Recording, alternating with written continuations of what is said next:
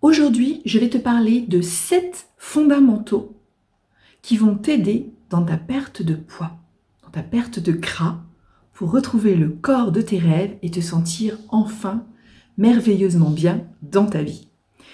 Mais avant ça, pour ceux qui ne me connaissent pas encore,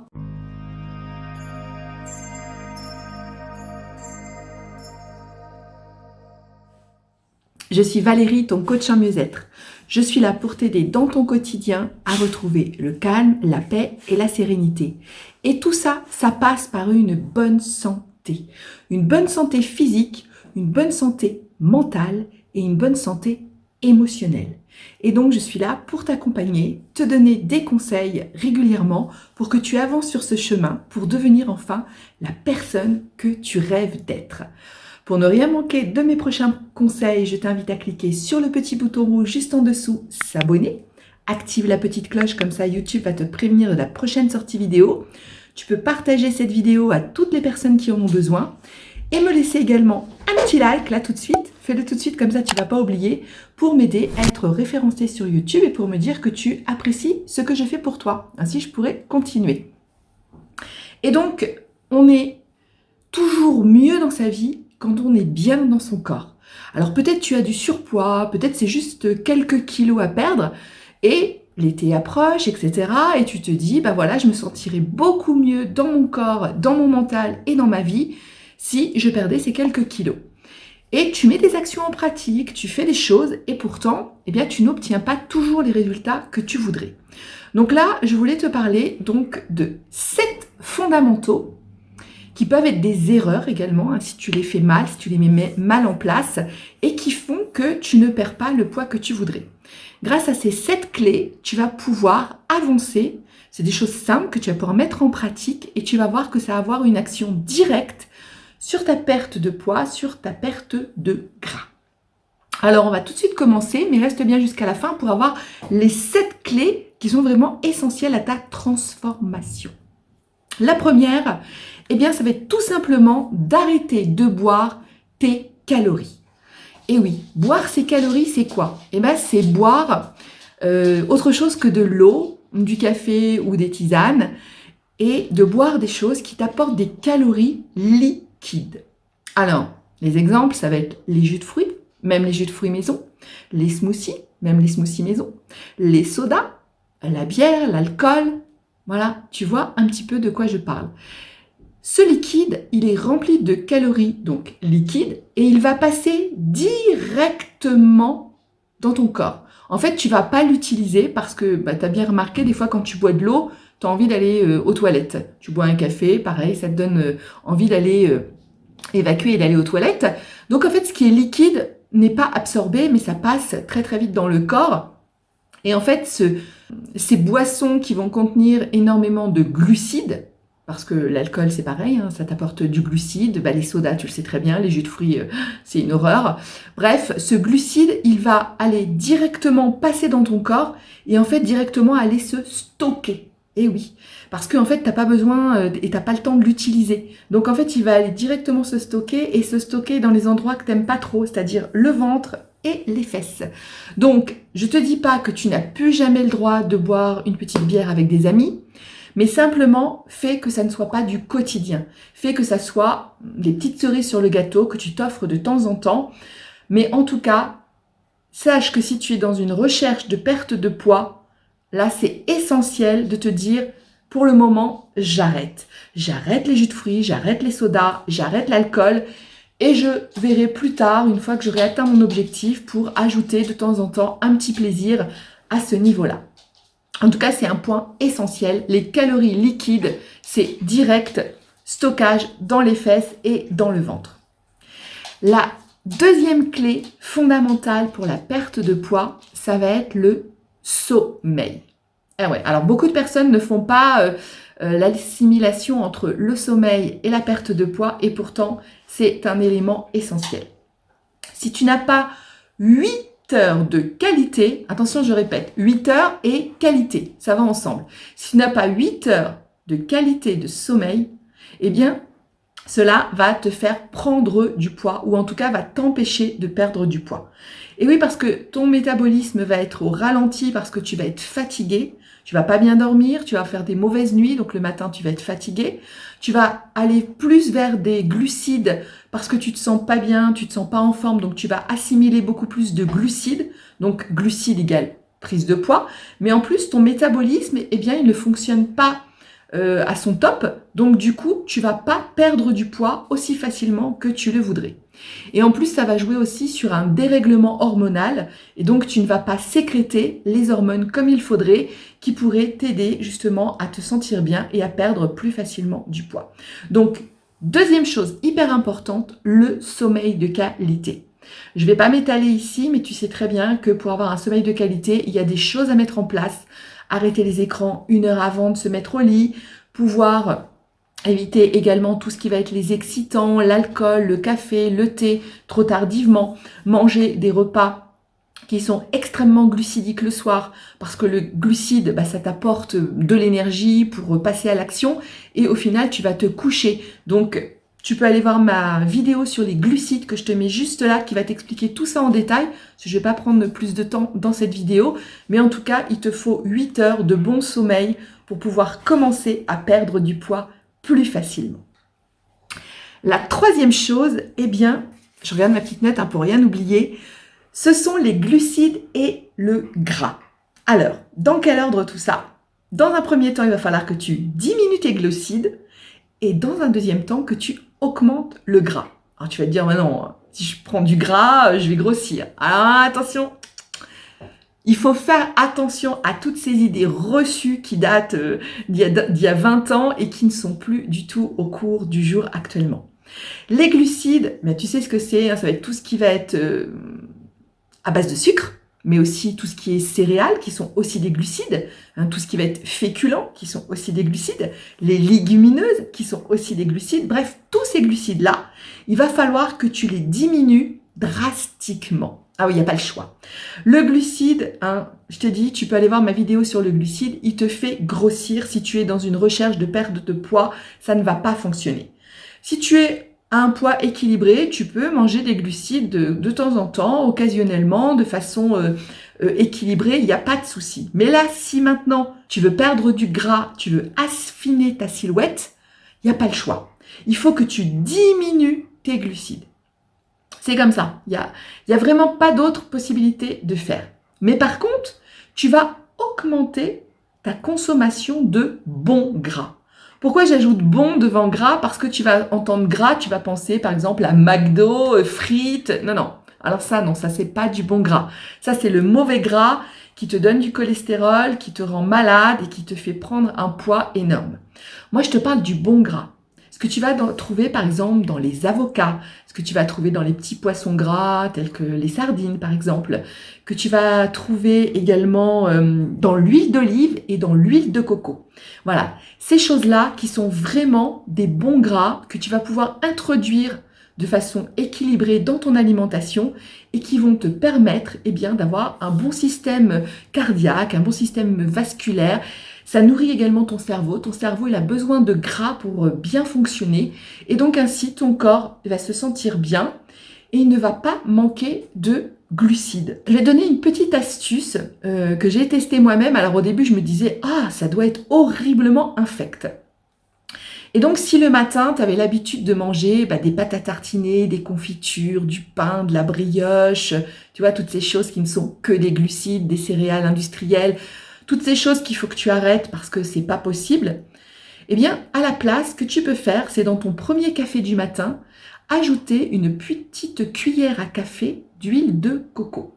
Alors, tu te dis, ça doit être infect. Eh bien non, je te rassure tout de suite, tu ne sens pas du tout l'huile de coco. Tu vas boire ton café de façon tout à fait normale, mais avec ce café, tu vas avoir un apport de bonne graisse pour bien commencer ta journée et donc ne pas te sentir fatigué. Parce qu'en fait, quand tu manges tes glucides le matin, tu as l'impression qu'ils te donnent de l'énergie. Ouais, sauf qu'au bout d'une heure, tu es carrément flagada. C'est normal, ton pic glycémique est redescendu et là, tu as faim, tu te sens pas bien, tu n'es pas en forme, tu reprends du café, tu reprends du glucide, bref, tu t'en sors pas. Donc là, essaye cette petite astuce. mets une petite cuillère d'huile de coco dans ta première tasse de café du matin et tu vas voir, tu vas te sentir super bien. Tu peux aller faire du sport, tu peux partir travailler, tu vas avoir un apport de bonne graisse pour commencer ta journée et tu vas voir, c'est top. Alors bien sûr, pas plusieurs fois, hein, juste dans la première tasse du matin, parce que sinon il ne faut pas non plus, si tu surconsommes des bonnes graisses, forcément à un moment donné, tu vas prendre aussi du gras. Mais si tu consommes les bonnes graisses de façon équilibrée, eh bien tu vas faire du bien à ton corps et donc tu vas l'aider à mieux perdre son gras. La quatrième chose, alors 4 hein, c'est comme ça, la quatrième chose, c'est de faire attention à ta consommation de sel. Alors je ne dis pas que le sel c'est pas bon, mais du sel, il y en a partout dans les produits peut-être que tu achètes au magasin, les produits industriels, les produits déjà préparés, il y a déjà énormément de sel. Donc ne prends pas l'habitude de ressaler tes plats au restaurant ou lorsque tu manges chez quelqu'un, ne reprends pas la salière pour remettre du sel. Il y a déjà du sel dans la préparation, donc ne ressale pas tes plats. Alors tu vas me dire pourquoi le sel, la prise de poids? Eh bien tout simplement parce que le sel, ça te pousse à la rétention d'eau et ça va te donner un aspect gonflé. Ton ventre, il va avoir un aspect un peu plus gonflé. Tes jambes vont avoir un aspect plus gonflé, ton visage aussi. Donc si tu es en recherche d'affiner ta silhouette, bah forcément, c'est pas du tout la bonne méthode. Plus tu vas prendre de sel, plus tu vas faire de la rétention d'eau et plus tu vas avoir un aspect un peu boursouflé. Et cet aspect boursouflé, bah, c'est pas très gracieux et c'est pas ce que tu cherches. Donc, fais attention à ta consommation de sel en ne rajoutant pas systématiquement du sel dans tes plats et dans ta consommation. Le cinquième point super essentiel, c'est l'activité physique. Eh oui, il n'y a pas vraiment de secret. Si tu restes assis sur ton canapé toute la journée et qu'en plus tu as un travail très sédentaire, eh bien forcément ton corps il bouge pas, donc forcément il ne brûle pas les calories que tu lui donnes à l'intérieur. Tu le nourris en lui donnant des calories et tu ne les consommes pas parce que tu ne bouges pas. Donc qu'est-ce qu'il en fait? Il les stocke. Il fait des stocks tout simplement pour quand tu auras de la pénurie, quand on aura besoin, etc. Mais toi, c'est pas ce que tu veux pas stocker, tu veux déstocker. Alors si tu veux déstocker les magasins, si tu veux déstocker les cellules graisseuses, eh bien il faut que tu bouges ton corps. Je te demande pas de faire un marathon, je te demande pas d'aller faire des séances de sport à la salle pendant 2 heures, ça sert à rien. Il faut juste faire la bonne activité physique et que tu bouges ton corps. Essaie de faire une activité qui combine le cardio et le renforcement musculaire. Parce que là, ça va être bon pour toi et ça va te permettre d'éliminer du gras beaucoup plus facilement. Par exemple, tu peux te tourner vers des HIIT qui sont des exercices à haute intensité de façon très courte et qui permettent de faire monter ton cœur, ton cardio et ainsi de brûler des graisses beaucoup plus facilement. Parce que ton corps, quand il est dans cet état-là d'essoufflement, de cœur qui bat très très vite, qu'est-ce qu'il fait? Il a besoin d'aller pomper, il a besoin d'aller se nourrir. Donc qu'est-ce qu'il fait? Il puise dans tes graisses et là tu vas perdre du ventre, tu vas perdre des cuisses, tu vas perdre des fesses et c'est super génial. Donc n'oublie pas de combiner cette activité de cardio et cette activité de renforcement musculaire. C'est hyper bon pour toi, c'est hyper bon pour ta santé. Donc surtout, évite les sports qui vont avoir un seul impact, que tu vas faire pendant une demi-heure, 1 heure, mais qui te font faire tout le temps la même chose. Je pense par exemple au vélo d'appartement. Tu fais tout le temps le même mouvement et tu fais fonctionner quasiment tout le temps les mêmes muscles. Résultat, tu n'augmentes pas spécialement ton cardio et en fait en faisant travailler tout le temps le même muscle, eh bien tu ne vas pas perdre le poids que tu désires. Donc si tu n'es pas un gros fan de sport, autant faire du sport qui est impactant sur le gras plutôt que d'aller faire un sport qu'il faut que tu fasses pendant 1 heure ou 2 heures et que tu vas avoir très peu de résultats. Avec du HIIT, avec du cardio mélangé à du renforcement musculaire, tu vas avoir des résultats beaucoup plus rapides et sans faire pendant 1 heure. Et c'est ça ce qui est important. Quand on fait 20-30 minutes, c'est largement suffisant. Tu vas voir, tu vas perdre ton gras facilement. On en est donc au 6e élément. Et le 6e élément, eh bien, c'est d'éviter justement, on reste sur les exercices, c'est d'éviter tout ce qui va être crunch. Alors les crunch, ouais, on nous dit c'est pour faire les abdos, ça va faire du bien à tes abdos, alors qu'en fait, c'est un exercice qui fait du mal à ta sangle abdominale. Et ouais, si tu fais tout le temps des crunchs, alors si tu en fais 2-3, c'est pas grave, hein, mais si tu fais des séries de crunch à répétition, en fait, tu fais simplement que d'abîmer ta sangle abdominale et c'est pas ce que tu veux. Donc, il y a des exercices qui sont extrêmement meilleurs que les crunchs, qui vont justement monopoliser plus de muscles que les crunchs. Et tu vas pouvoir, par exemple, te diriger vers des squats. Alors, le squat, c'est un très bon exercice parce qu'il va mobiliser quantité de muscles de ton corps et il va te faire justement, c'est ce qu'on disait dans l'élément juste avant, au niveau du fait de choisir le sport que l'on fait, eh bien, en mobilisant plus de muscles, tu vas perdre plus vite du gras. Donc, au lieu de faire des séries de crunch à répétition qui abîment ta sangle abdominale, eh bien, dans ce cas, fais plutôt des squats qui vont être meilleurs comme exercice. Donc très important en fait c'est de choisir le bon exercice que l'on fait à répétition. Et tant qu'à faire de changer les exercices. Ne fais pas non plus toujours que des squats tous les jours à longueur de journée. Fais des variations parce que plus tu vas faire des variations, plus tu vas mobiliser des endroits différents de ton corps et plus tu vas perdre facilement.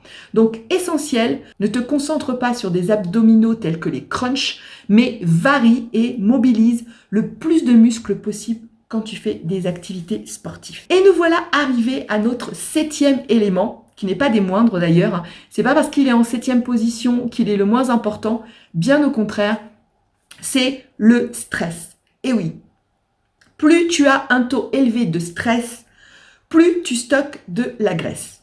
Tu vas te dire, mais comment c'est quoi cette histoire? En fait, le stress, c'est parce que tu as un taux de cortisol qui est beaucoup trop élevé. Alors pourquoi notre cortisol s'élève dans le corps? C'est par exemple quand on est face à un danger. Imagine, tu étais un homme préhistorique et tout d'un coup, il y avait un mammouth. Je ne sais pas trop si les mammouths et les hommes préhistoriques étaient là en même temps, mais enfin bref, il y a un énorme animal qui se met à courir derrière toi. Et bien là, t'as peur parce qu'il faut que tu te sauves, il faut que tu sauves ta peau. Et dans ce cas-là, tu as ton taux de cortisol qui augmente. Et qu'est-ce qu'il fait ton corps à ce moment-là? Il envoie du cortisol et en même temps, il stocke. Il va garder le plus possible de graisse parce que ça peut être dangereux. Donc, tu vas avoir besoin après de graisse. Donc, il va stocker la graisse. Donc, si tu es quelqu'un qui est stressé de façon... Là, je te parlais d'un stress momentané, courir parce qu'il y a un mammouth ou un dinosaure derrière nous. Mais si toi, tu es stressé à longueur de journée, à longueur de semaine, à longueur de mois, ça veut dire que tu stockes à longueur de journée, à longueur de semaine, à longueur de mois. Et c'est pas ça que tu veux. Toi, tu veux déstocker, tu veux perdre du gras. Et le stress, eh bien, c'est ton pire ennemi. Alors, c'est ton pire ennemi pour ton mental, pour te sentir bien, mais c'est ton pire ennemi pour ton corps, pour ta silhouette. Alors, qu'est-ce que tu peux faire pour remédier au stress? Eh bien, c'est d'aller vers de la méditation, c'est d'aller vers de la relaxation, c'est de faire une activité sportive également qui va te permettre de pouvoir évacuer ce stress. Par exemple, ça peut être faire de la natation, aller faire de la marche, des balades en forêt. Voilà, des choses comme ça qui vont te permettre de t'apaiser le mental et de faire diminuer ton taux de cortisol. C'est hyper important. On va faire un petit résumé de ces 7 points fondamentaux qu'il ne faut surtout pas que tu oublies. Le premier, c'était arrête de boire des calories liquides. Le deuxième, c'était 8 heures de bon sommeil. Pas oublié. Le troisième, c'était augmente ton bon gras et diminue drastiquement les glucides. Le quatrième, c'était attention au sel. On ne rajoute pas du sel dans les plats parce que sinon on fait de la rétention d'eau. Le cinquième, c'était avoir une bonne activité physique qui te permette de perdre facilement du gras. Le sixième, c'était de faire et de choisir les bons exercices qui vont justement te permettre d'affiner ta silhouette et de perdre plus rapidement. Et le septième, celui dont on vient de parler, c'est de diminuer absolument ton stress par tous les moyens possibles. Voilà, maintenant tu as 7 clés fondamentales pour t'aider à perdre du poids. Si tu as besoin de conseils, n'hésite pas, tu as mon adresse mail dans la description ou bien tu peux me poser une question directement en commentaire. Et maintenant, avec tout ça, tu es paré pour cet été. Alors vas-y, fonce, mets en application et je te dis à très vite.